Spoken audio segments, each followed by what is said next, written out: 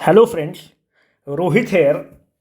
आज हम लोग जो अपना साइंस सीरीज चल रहा है उसका आज हम लोग लेक्चर नंबर 4 कवर करेंगे। और अगर आप लोगों को कोई सलाह देना हो, आप लोगों को कुछ कमेंट में, अगर आप या तो कमेंट में लिख सकते हैं, उसको हम लोग रिप्लाई कर देते हैं, या अगर ऐसा कुछ है जो आप कमेंट में नहीं लिखना चाहते हैं और सलाह देना चाहते हैं, feel free to mail us on bpsccracker4016@gmail.com and we'll be happy to reply you back within an hour or so। आज जो हम लोग टॉपिक स्टार्ट करेंगे उसका नाम है पॉलीमर्स।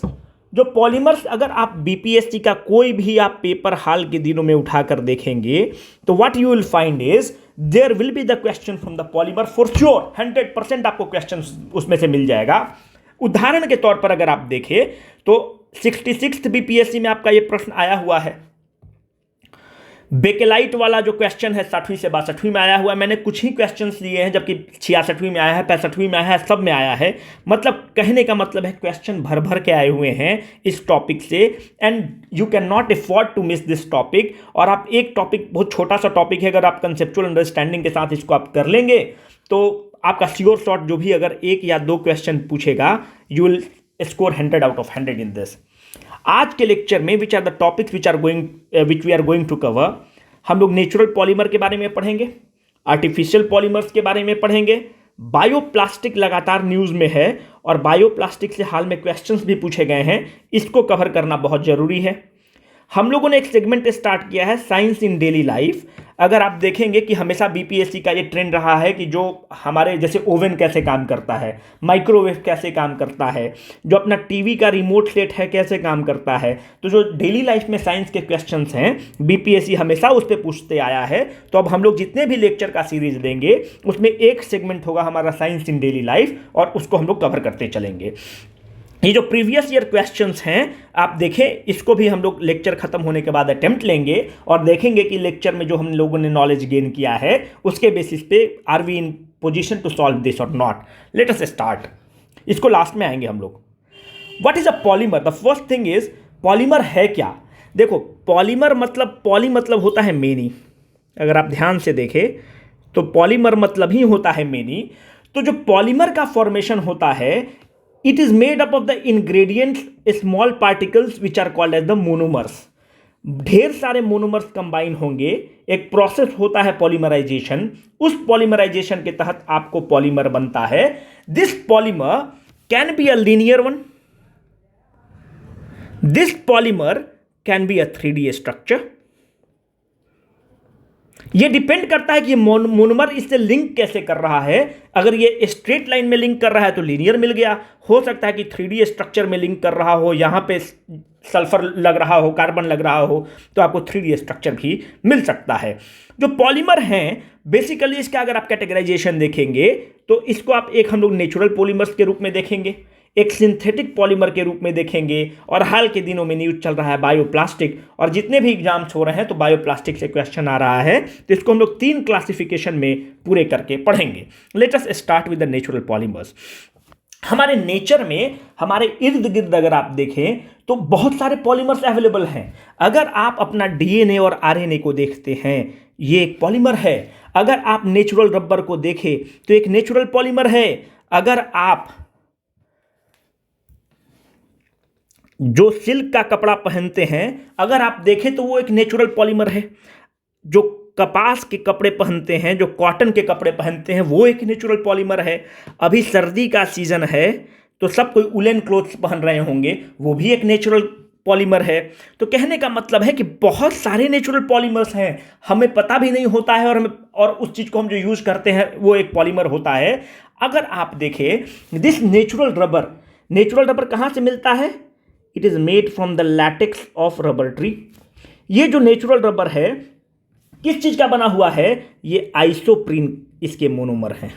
ठीक है, इस पे हम लोग और डिटेल्स में आएंगे। हम अगर आप डीएनए और आरएनए की बात करते हैं तो डीएनए और आरएनए का मोनोमर क्या है जिससे बना हुआ है? वो है nucleotides.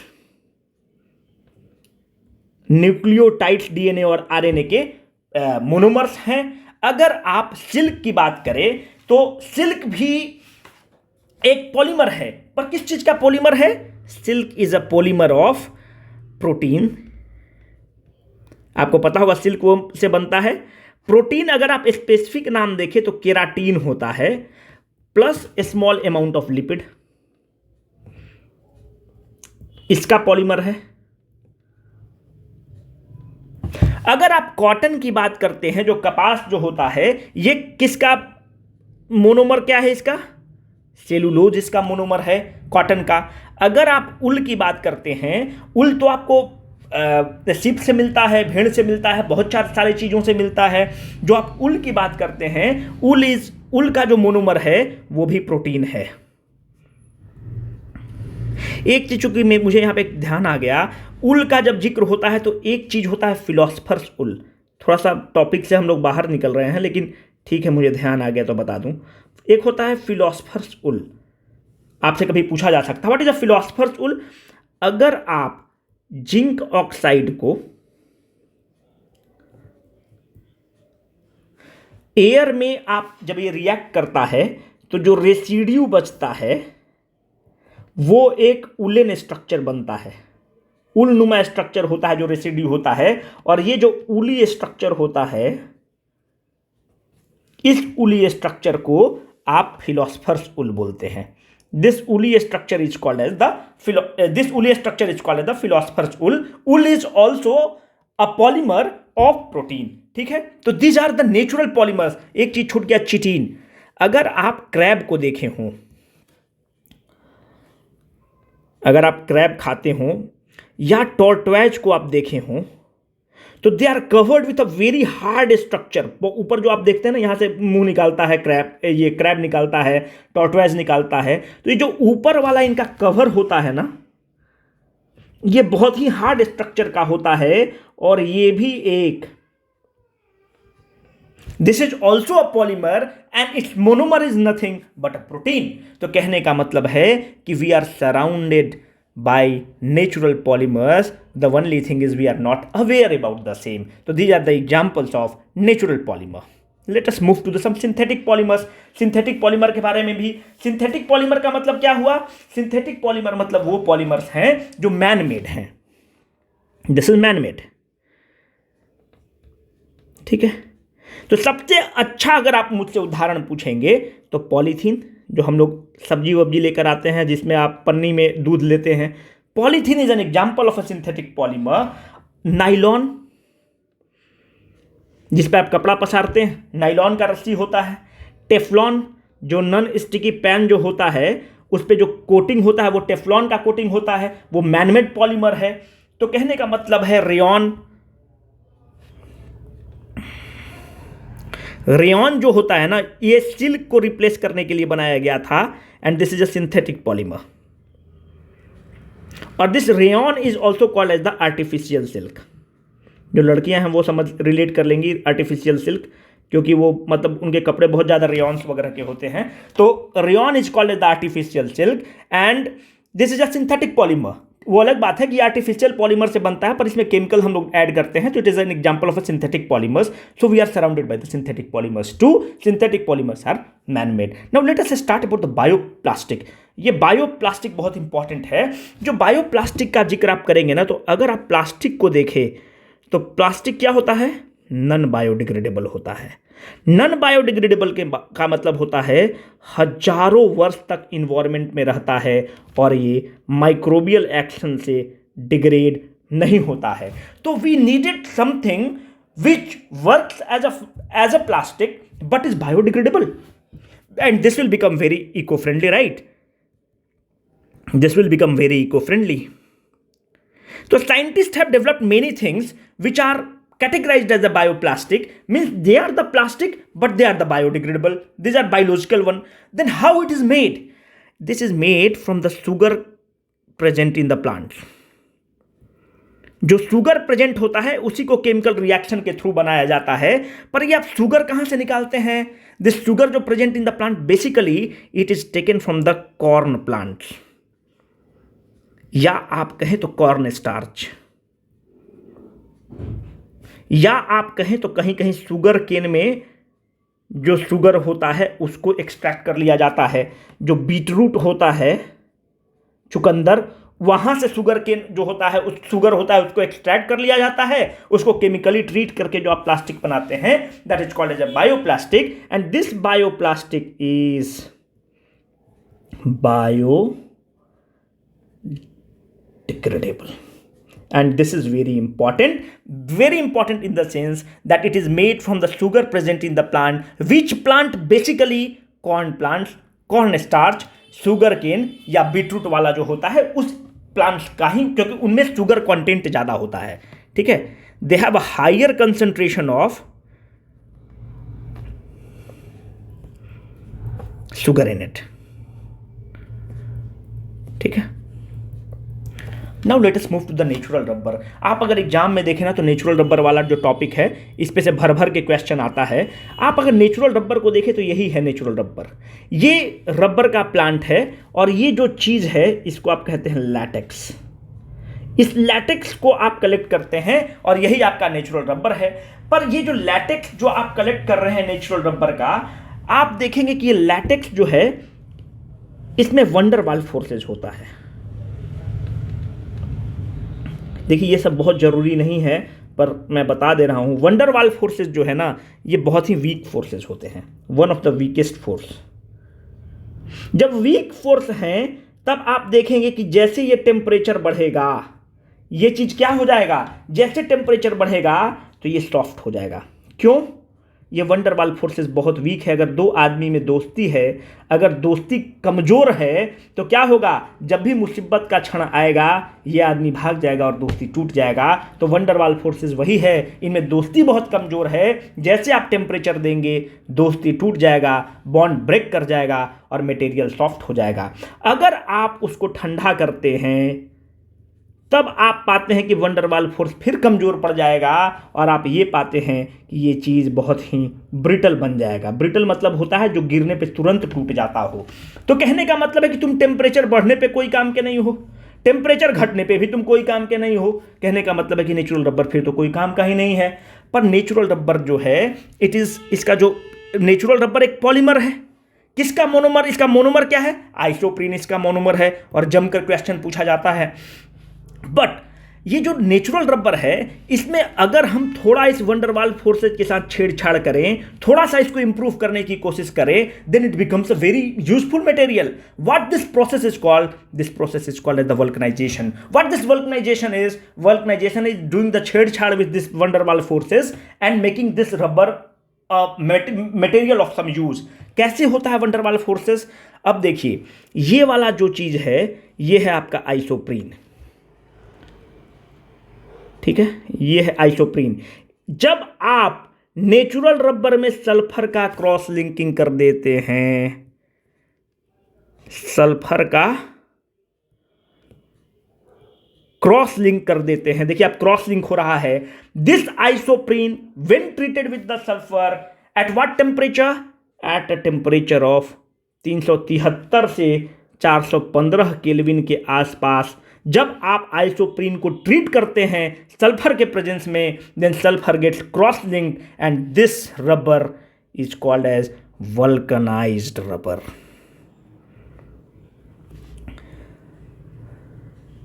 When this rubber is a vulcanized rubber, ये टेम्परेचर बढ़ेगा, कुछ नहीं इसको होने वाला है। टेम्परेचर ठंडा हुआ, कुछ नहीं होने वाला है। मतलब it becomes temperature neutral to an extent. कहने का मतलब है बढ़ने पर भी इसको कुछ इफेक्ट नहीं होगा, कम होने पर ब्रिटेलिटी भी चला जाएगा, हाई होने पर डक्टिलिटी भी इसका चला जाएगा। Then it becomes a substance of great use. And this process is called as the vulcanization, and this is called as the vulcanization of the rubber. Vulcanization of a rubber means heating the rubber at a temperature of around 373 से 415 Kelvin. Under that circumstance, the sulfur gets cross-linked, and this provides the ductility. This provides the rubber the strength. This provides rubber the every properties which is needed to make it a substance of use, and this is called as the process of the vulcanization. ठीक है, तो vulcanization से जम के question पूछता है। बस याद रखिएगा कि सल्फर को क्रॉस लिंक कर दिया जाता है, इससे ज़्यादा जरूरत नहीं है। नेचुरल रबर जो है ये किसका? आइसोप्रीन मोनोमर है, जिससे कि नेचुरल रबर पॉलीमर बनता है।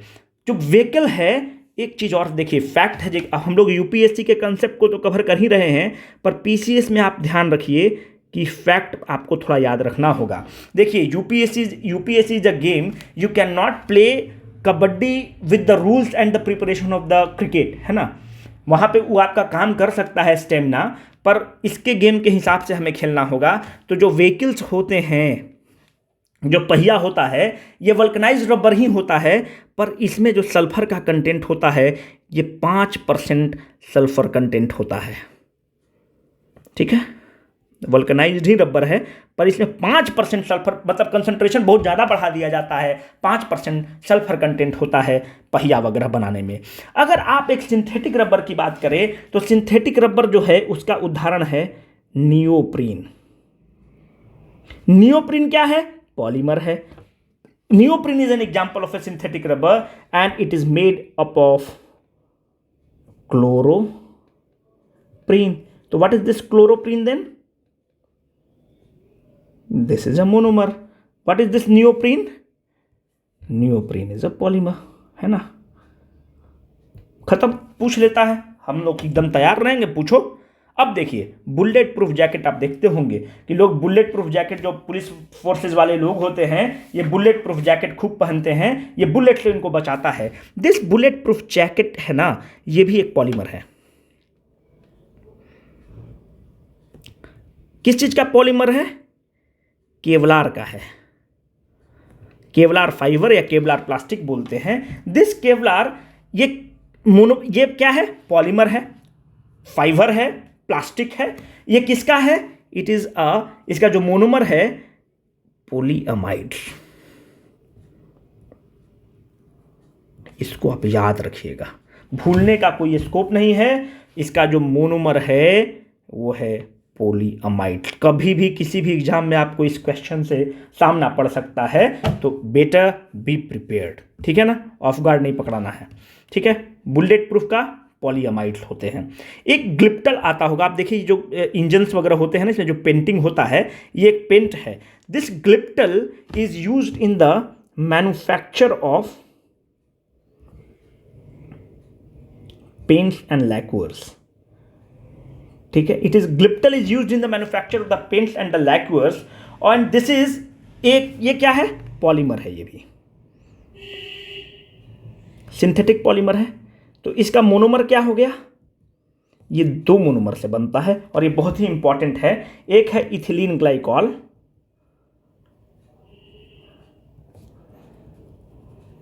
और दूसरा जो मोनोमर है वो है थैलिक एसिड।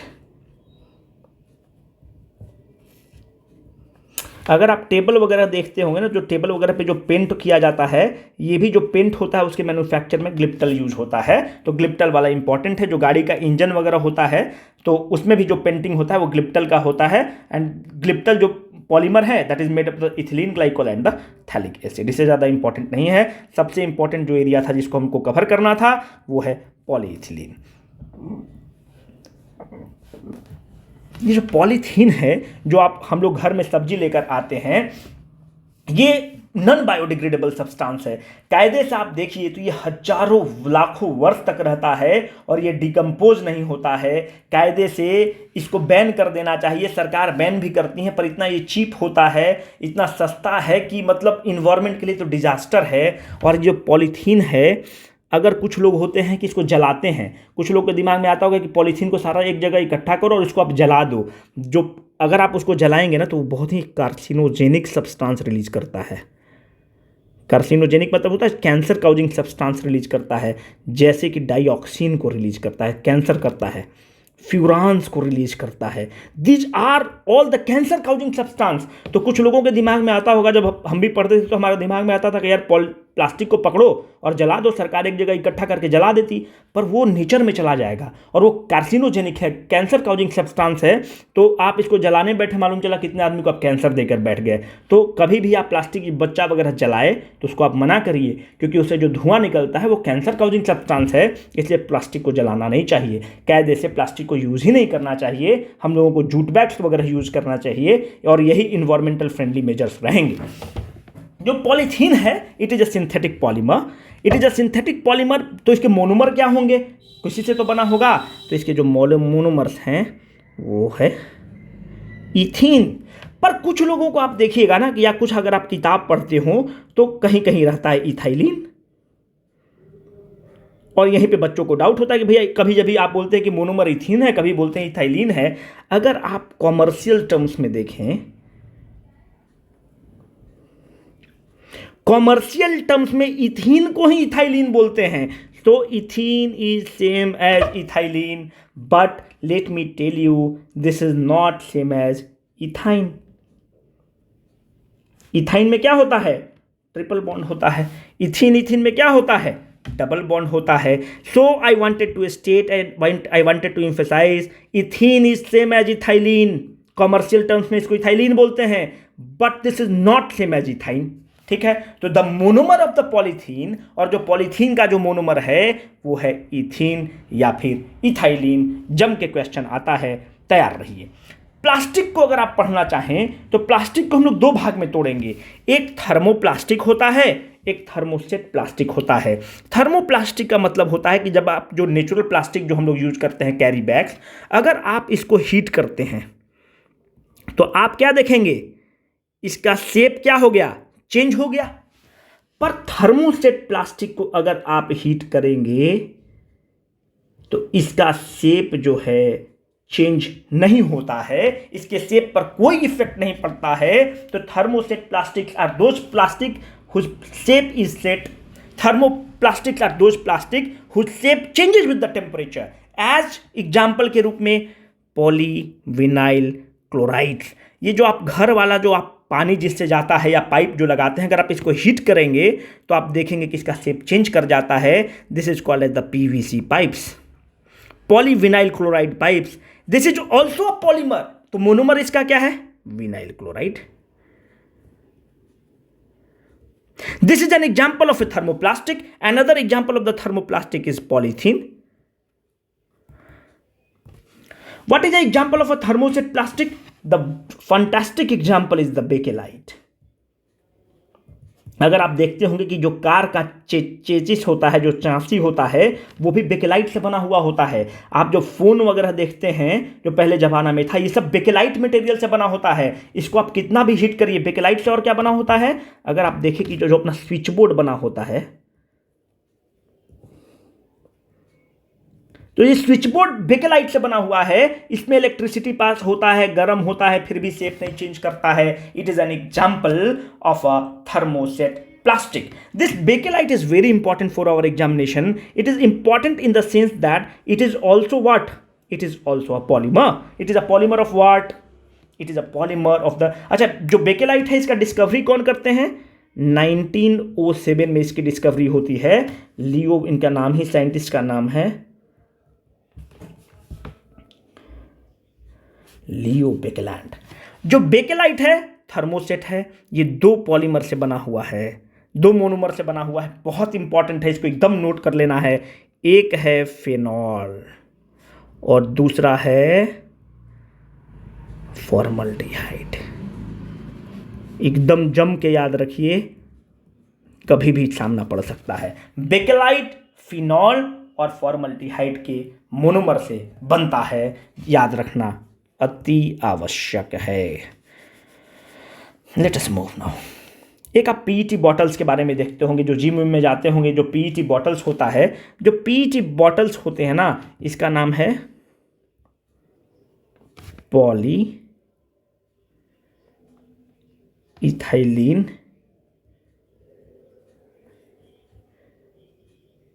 टेरिप्थालेट. ठीक है. मोनोमर क्या है इसका? पॉलिस्टर. क्या है? ईस्टर से बना हुआ है. ईस्टर के बारे में कुछ और एक शानदार इंफॉर्मेशन आपको दे देते हैं. जो फ्रूट का स्मेल होता है ना, जो फ्रूट का देखिए ना, फ्रूटी स्मेल होता है, that Frooti smell is because of esters. ठीक है. तो पॉलिस्टर का बना हुआ है पीईटी बॉटल्स. ठीक है. ये बहुत इंपॉर्टेंट है. जो आप नॉन स्टिकी पैन्स यूज करते हैं, तो आप नॉन स्टिकी पैन्स के बारे में आप देखें तो this non sticky pan is having a coating of, ये जो कोटिंग होता है ना, ये टेफ्लॉन का कोटिंग होता है, ठीक है, टेफ्लॉन का कोटिंग होता है। टेफ्लॉन का जो मेल्टिंग पॉइंट होता है, याद रखिए 327 डिग्री सेंटीग्रेड। पानी कितने पर बॉयल होता है? 100 डिग्री सेंटीग्रेड पर। 327 डिग्री सेंटीग्रेड पर मेल्टिंग पॉइंट है। कहने का मतलब है कि आप इसमें कितना भी हीट दे दो, आप 327 डिग्री सेंटीग्रेड पे पहुंचोगे तब तो जो टेफ्लॉन का कोटिंग है मेल्ट करेगा। तो 327 पे तो हम लोग पहुंच ही नहीं पाते हैं जो खाना बनाते हैं, तो ये मेल्ट नहीं करता है और जस का तस रहता है। इसलिए मेल्टिंग पॉइंट हमने बता दिया कि आपको एक फेयर आइडिया रहे, ठीक है। इस टेफ्लॉन में आप देखें तो यहां पर टेफ्लॉन फ्लोरीन का मॉलिक्यूल है, ठीक है। अब आपके जहन में प्रश्न आना चाहिए, रटने से कुछ काम नहीं चलेगा। चैनल का नाम है बीपीएससी कंसेप्ट वाला, कंसेप्ट लीजिए। देखिए, रट के कोई फायदा नहीं होगा। तो जो टेफ्लॉन में फ्लोरीन मॉलिक्यूल्स होता है, जो फ्लोरीन मॉलिक्यूल्स है ना, दे रिपेल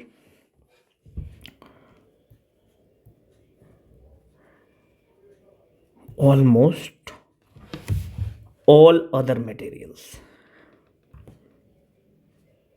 ठीक है। तो अगर आप कोई आदमी को देखते हैं कि खड़ूस आदमी होता है, अगर मानते हैं कि अगर आप यूनिवर्सिटी में पढ़ रहे हैं तो कोई लड़की है, आप बोलेंगे कि बहुत खड़ूस लड़की है, ये लड़का इसको अप्रोच किया, मना कर दी, ये लड़का अप्रोच किया, मना कर दी, ये लड़का वाई अप्रोच किया, मना की, जेड अप्रोच किया, मना की। हम लोग इसको क्या बोलते हैं कि भाई इसका बॉन्डिंग किसी के साथ हो ही नहीं सकता है। ये क्या कर रही है? सबको रिपेल कर रही है। जब सबको रिपेल कर रही है, यही टेफ्लॉन का नेचर है, यही फ्लोरीन एटम का नेचर है। वो किसी से बाइंड करता ही नहीं है, दोस्ती ही नहीं करता है। जब बाइंड ही नहीं करेगा तो वायल रहेगा, रिपेल कर देगा। सब्जी रहेगा, मतलब जो भी वायली सब्सटेंस है या जो भी चीज़ है, घी रहेगा, उन सबको रिपेल कर देगा, बॉन्ड करेगा ही नहीं। Hence this is called as the non sticky pan. This repelling nature is because of which atom? It is because of the fluorine, ठीक है। I hope I made my point very clear. This is called as Teflon, is called as the, इसको जरूरत नहीं है पर लिख लीजिए, polytetrafluoroethylene, Teflon को बोलते हैं, पर जरूरत नहीं है यार, केवल टेफ्लॉन याद रखिएगा। टेफ्लॉन में क्यों? फ्लोरीन, उसका जो मेन सेंटर ऑफ अट्रैक्शन है वो है फ्लोरीन, जिसके चलते रिपेल करता है। और जब आप किसी चीज़ को रिपेल करेंगे तो आप स्टिक ही नहीं कर रहे हैं, आप सट ही नहीं रहे हैं, है ना, आप रिपेल कर दे रहे हैं। तो this is because of the Teflon coating, right. एक चीज़ है नाइलॉन। आप जो कपड़ा पसारते हैं तो आप देखते हो कि नाइलॉन की तार होती है, नाइलॉन का कपड़ा भी होता है। This nylon is very important for our examination point of view. It is the first synthetic fibre. कब बनता है? 1931 में इसको बनाया जाता है। सिंथेटिक मतलब क्या हो गया? मैनमेड फाइबर है जो नाइलॉन बनाया गया, ठीक है। तो nylon is a first synthetic fibre, अगर पूछे answer is nylon. Now biodegradable के बारे में हमने बताया कि जो प्लास्टिक्स वगैरह होते हैं ये नॉन बायोडिग्रेडेबल होते हैं। नॉन बायोडिग्रेडेबल का मतलब होता है कि हजारों साल ये रह जाते हैं इन्वायरमेंट में। This is called as the single use plastic. आपने एक बार पानी पिया या कोल्ड ड्रिंक आपने पिया, उस केन को, जो मेटालिक केन जो फैशन में बना हुआ, पिया और आपने फेंका, ये हजारों साल तक नेचर में रहा। आपके क्षणिक सुख के कारण ये हजारों साल तक नेचर में एक गार्बेज के रूप में रहा। Hence it is called as the non biodegradable. Biodegradable things कौन होते हैं? अगर आप पेपर का देखें, अगर आप उल का कपड़ा लें, कॉटन कपड़ा लें, ये सब नेचर में डिकम्पोज हो जाते हैं। कौन डिकम्पोज करता है? माइक्रोब्स डिकम्पोज करते हैं इसको, ठीक है। तो माइक्रोबियल एक्शन के चलते डिकम्पोज कर जाता है। आपको एक आइडिया के लिए हमने NCERT से एक स्क्रीनशॉट लगाया है। अगर आप अपने हमारे कम्युनिटी वाले चैनल्स पे देखे हों तो हमने लगाया था कि the peels of the vegetable and the fruit left over foods 1 से 2 वीक में डिग्रेड कर जाएंगे। पेपर 10 से 30 दिन में डिग्रेड कर जाएगा। कॉटन क्लोथ 2 से 5 महीने, वुड 10 से 15 साल, उलेन क्लॉथ 1 साल, एल्युमिनियम 500 साल तक, प्लास्टिक बैग सेवरल ईयर्स तक। Try to understand this. हम लोग तो अपने व्यवहार में परिवर्तन ला ही सकते हैं। हम लोग तो, जरूरी नहीं है कि हम लोग सबके व्यवहार को परिवर्तित कर सकें, पर हम लोग जिस कोने में हैं, जहाँ पर हैं, वहाँ पर तो दीपक जला ही सकते हैं। We can mend our ways, no, we can mend our ways, we can adapt those practices which are eco friendly. तो प्लास्टिक को यूज़ करना बंद करिए, ठीक है। तो आप देखिए कि ये इतने ज़्यादा समय लेते हैं, जो केन्स में हम लोग जो कोल्ड ड्रिंक्स वगैरह पीते हैं, this is non biodegradable, this is non biodegradable. Tin का केन, एल्युमिनियम का can, metal cans, these are non biodegradable. और ये वाला जो एरिया है, इस पर हम लोगों का ध्यान नहीं जाता है, और जहाँ पे हम लोगों का ध्यान नहीं जाता है, क्वेश्चंस वहीं से बनते हैं। तो याद रखिएगा कि जो केन्स होते हैं ये भी नॉन बायोडिग्रेडेबल है, because the time taken is huge. ठीक है, लेट अस मूव। अब हम लोग, आपने एक सीरीज हम लोगों ने चलाया है कि साइंस इन एवरीडे लाइफ। आप देखिए ये क्या है, चोक है। हम लोग सब तो 90s वाले हैं, ठीक है। जब 90 वाले हैं तो हम लोग को देखे होंगे कि ट्यूबलाइट में पहले जो स्विच जलता था, अब न CFL आ गया, उस समय एक चोक लगा रहता था। ये चोक पहले, अगर चोक नहीं है तो, अगर वोल्टेज अच्छा नहीं है तो ट्यूबलाइट जलता ही नहीं था। तो ये चोक क्या करता था? तो इस तरह के प्रश्न BPSC पूछता है। ये चोक क्या है ना, ये वोल्टेज उसको प्रोवाइड करता है। कैसा वोल्टेज? High voltage. उस वोल्टेज से क्या होगा, आप यहां पे देखेंगे तो इसमें आयंस भरे रहते हैं। वो जो ट्यूबलाइट रहता था उसमें आयंस भरा रहता था। एक इंड पॉजिटिव है, एक इंड नेगेटिव है। ये चोक क्या करता है, अगर इन दोनों के बीच में 10 वोल्ट का डिफरेंस है, एक झटके में 20 वोल्ट का ये डिफरेंस अप्लाई कर देता था, हाई वोल्टेज देता था। जब हाई वोल्टेज होगा तो ये आयंस क्या हो जाएंगे, आयोनाइज हो जाएंगे। आयोनाइज हो जाएंगे तो ट्यूबलाइट जल जाएगा। तो चोक का काम ये था कि ये हाई वोल्टेज प्रोवाइड करना। खूब जम के क्वेश्चन पूछा जाता है, आपको किसी भी एग्जाम में इससे वास्ता पड़ सकता है कि चोक क्या करता है। याद रखिएगा, हाई वोल्टेज प्रोवाइड करता है to ionise the gases present in the tube light. दूसरा चीज देखिए, टीवी रिमोट हम लोग खूब यूज करते हैं, पर टीवी रिमोट कैसे काम करता है? अगर आप टीवी रिमोट में आगे देखें तो एक बल्ब सा ऐसा लगा रहता है। ये जो बल्ब है ये रेज प्रोड्यूस करता है। कौन सा रेज प्रोड्यूस करता है? ये 940 नैनोमीटर का रेज प्रोड्यूस करता है। ये क्या हो गया, नियर इंफ्रारेड रेज हो गया। देखिए 400 से 700 नैनोमीटर का जो रेंज होता है, इसको आप विजिबल रेंज बोलते हैं। विजिबल रेंज का मतलब क्या है, विवग्योर। कहने का मतलब है जो हम लोग देख सकते हैं, ठीक है, जो हम लोग देख सकते हैं वो रेंज क्या है, 400 से 700 nanometre. What is 1 nanometre? 1 nanometre is 10⁻⁻9 metres. ठीक है, तो 400 से 700 नैनोमीटर जो है ये हमारा विजिबल रेंज है। इसके नीचे आप आए तो ये रेंज क्या होता है, इंफ्रा। इसके ऊपर आप गए, सॉरी,